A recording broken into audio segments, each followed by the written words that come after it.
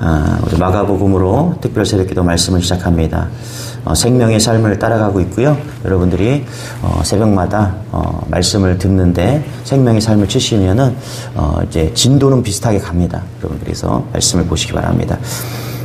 세 가지 마가복음은 1장에서 마가복음을 시작하면서 세 가지를 선언합니다. 첫 번째는 뭐냐면 복음은 하나님이시다. 복음은 하나님으로부터 시작되었다. 이것을 선언합니다. 여러분, 시작은 출발이죠. 시초를 의미하죠. 그래서 여기 보면은 1절에 이렇게 얘기합니다. 우리 같이 한번 1절 읽어보겠습니다. 1절 시작.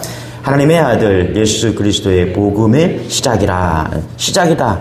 이 시작이 어떤 시작을 나타내냐 하면 창세기 1장 태초에 여기랑 똑같아요. 태초에. 그러니까 시작을 이야기하고 있는 것이죠. 그러니까 말씀의 뿌리, 복음의 뿌리, 근본, 그것을 이야기하고 있다는 것이죠. 복음은 하나님으로부터 시작되었습니다. 믿으시기 바랍니다. 네. 복음의 시작이 무엇인가? 많은 사람들이 여러분들이 신앙생활을 할 때 마음의 평강을 위해서 시작을 해요. 또 어떤 분은 사업의 성공을 위해서 교회를 찾아옵니다. 건강을 위해서 찾아옵니다. 건강이 다 무너져서 건강을 지키기 위해서 회복시켜달라고 시작합니다. 많은 다른 동기들을 가지고 신앙생활을 하고 있지만 마가복음은 분명해요.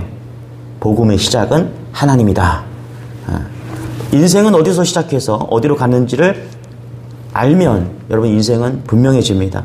돈을 벌어도 행복을 느껴도 다 이룬 것 같아도 인생이 어디서 갔는지 어디로 가는지 모르면 답답하고 갈증이 있습니다. 맞죠? 성경의 진리인 이유, 성경이 진리인 이유는 그 어떤 종교도 대답할 수 없는 시작과 끝을 분명히 말할 수 있기 때문에 그렇습니다. 시작이 뭐라고요? 하나님이시다. 끝도 뭐라고요? 하나님이시다. 맞죠? 다른 종교의 시작은 끝이 없어요. 몰라요. 그러나 온 우주 만물의 시작이 하나님이시다. 복음의 시작이 하나님이시다. 이건 결국 다시 말하면 우리 인생의 시작이 하나님이시다. 이것을 이야기하고 있다는 것입니다. 그래서 복음은 하나님으로부터 출발한다. 이것을 다른 말로 말하면 하나님이 계시다. 이렇게 말할 수 있는 것입니다. 제가 늘 우리가 하나님을 이야기할 때 하는 예화가 있습니다. 여러분, 우리가 일상생활에서 잘못 쓰는 말이 있어요. 문 닫고 나가. 그죠? 문 닫고 나가. 문을 닫고 어떻게 나가요? 그죠? 못 나가죠. 제가 국어를 전공했는데 우리나라가 국어 잘못 쓰는 일이 되게 많아요. 문 닫고 나가. 문을 열고 나가야죠. 그렇죠?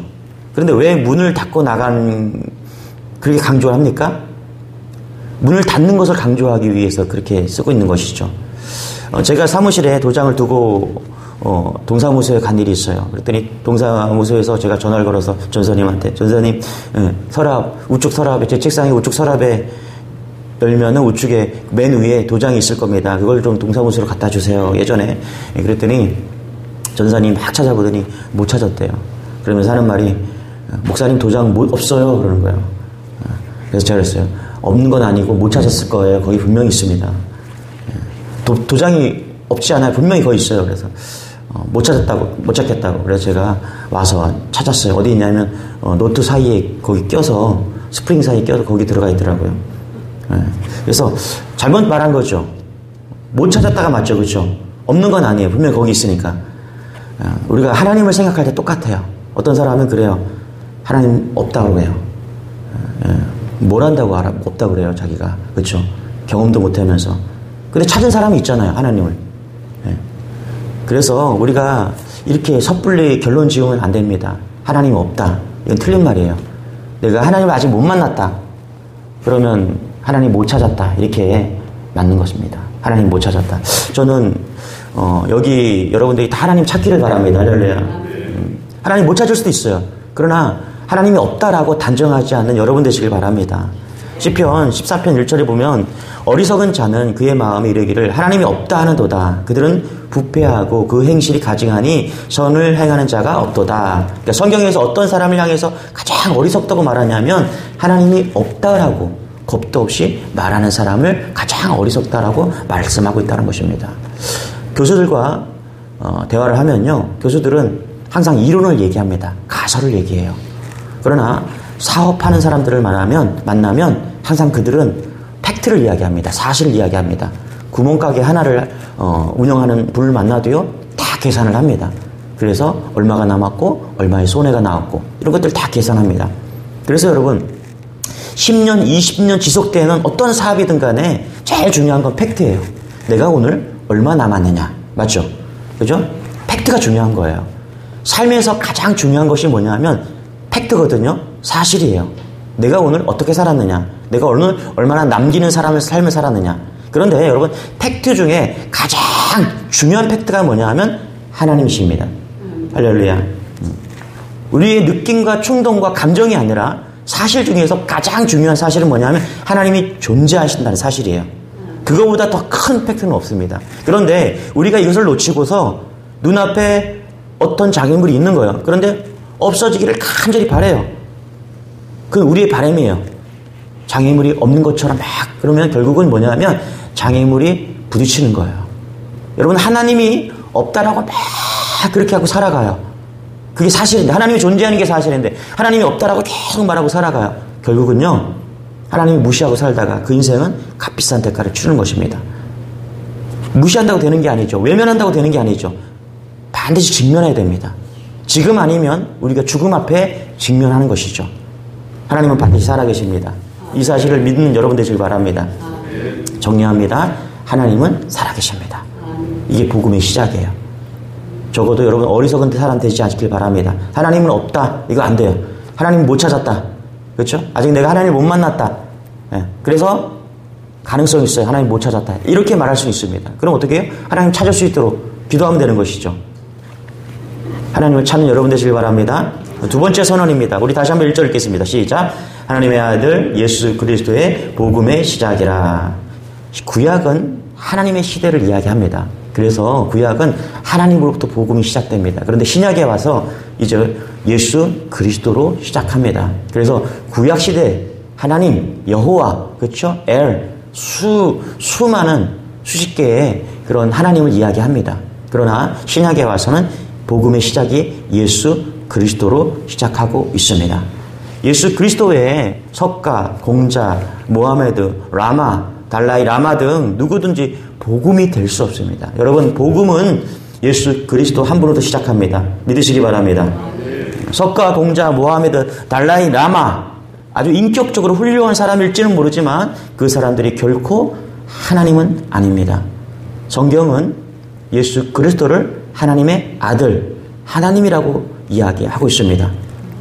인간이면서 하나님이 될 수 있는 유일한 분은 예수 그리스도밖에 없다라는 거예요. 그래서 복음은 신약에 와서 복음은 예수 그리스도라고 이야기를 하고 있는 것이죠. 2절 같이 한번 읽겠습니다. 시작.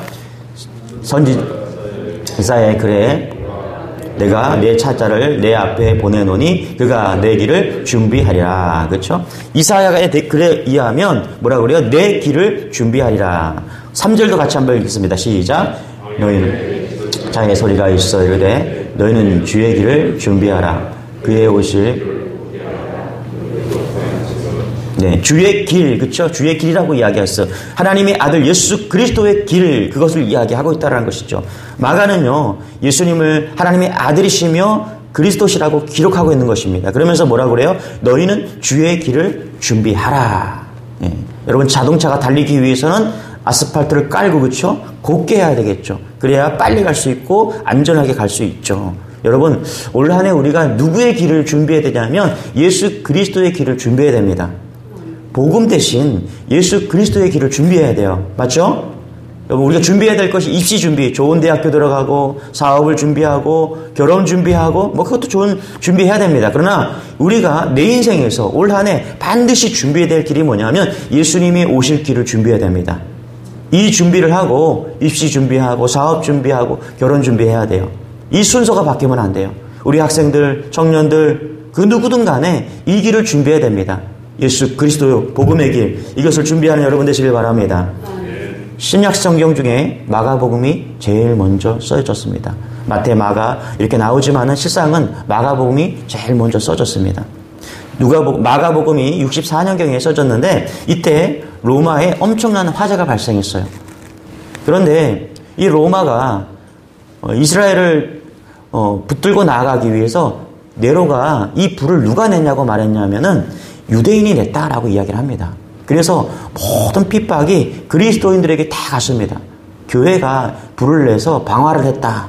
그래서 로마로부터 이스라엘 이 기독교인들이 그리스도인들이 박해를 받는 그런 상황이 됩니다. 그래서 다 피신 가고 카타콤으로 동굴로 막 피신 가고 목숨을 부지하기 위해서 또는 이제 로마에 잡혀서 목숨을 잃고 그런 상황들이 막 벌어졌습니다. 이게 64년경 예수님이 오시고 나서 64년경에 이루어진 사건입니다. 그런데 이런 일련의 사건 속에서 카타콤으로 막 도망가고 목숨을 부지하고 또는 순교하는 그런 상황 속에서 성도들이 무엇을 잡고 갔냐면 마가복음을 잡고 갔다라는 거예요. 그 앞에 소책자 표지에 뭐라고 써있냐면 하나님의 아들 예수 그리스도의 복음의 시작이라. 그때는 마가복음이 아니라 하나님의 아들 예수 그리스도의 복음의 시작이라. 이렇게 써져 있는 그 소책자를 가지고 피신을 갔다라는 거예요. 어떤 사람은 그것을 잡고서 순교했다는 것입니다. 이게 뭐냐 하면 예수의 오실 길을 준비하기 위해서 그 소책자를 붙잡았다는 것입니다. 여러분, 쫓기면서도 핍박을 받으면서도 흩어지면서도 그들이 잠잠할 수 없었던 소식, 인생에서 결정적인 손해를 보면서도 재산을 잃어버리고 목숨을 잃어버리고 카타콤 동굴 속에 숨어 들어가면서도 놓지 않았던 하나님의 아들 예수 그리스도의 복음의 시작이라. 할렐루야. 이거 붙잡는 여러분 되시길 바랍니다. 4절 5절 6절 같이 한번 읽겠습니다. 시작. 세례 요한이 광야에 이르되 죄사 박반이 온 유대 지방과 예루살렘 사람이 다 나아가 자기 죄를 자복하고 요단강에서 그에게 세례를 받더라. 요한은 약다톨 옷을 입고 허리에 가죽띠를 띠고 메뚜기와 석청을 먹더라. 세례 요한이 무슨 길을 예비했습니까? 예수님이 오실 그 길을 예비했죠. 그런데 여기 보니까 복장이 이상해요. 낙타털 옷을 입고 먹는 게 이상합니다. 메뚜기와 석청을 먹었어요. 여러분, 그러나 중요한 것은 요한이 뭘 먹고 뭘 입고 그가 어디에 살았느냐, 그게 중요한 것이 아니라 그가 무슨 소리를 했냐는 것이죠. 그가 무슨 얘기를 했습니까? 예수 그리스도를 예비하라. 맞죠? 예, 여러분, 옷 잘 입고 품위 있는 사람들이 있습니다. 그런데 말이 거칠어요. 또 옷을 잘 입고 품위 있는 사람들은 말을 잘해요. 근데 자기 자랑뿐이야. 인생의 경험담 뿐이야. 아무것도 아닙니다. nothing. 아무것도 안 해요. 그런데 옷도 좀 허름해요. 뭐 품위도 별로 그저 그래요. 그런데 그 소리에 예수 그리스도 복음을 말하고 있다면 진짜입니다. 적어도 이 사람이 복음을 말하는 사람은 이 사람이 어디서 와서 어디로 가는지 분명히 아는 사람입니다.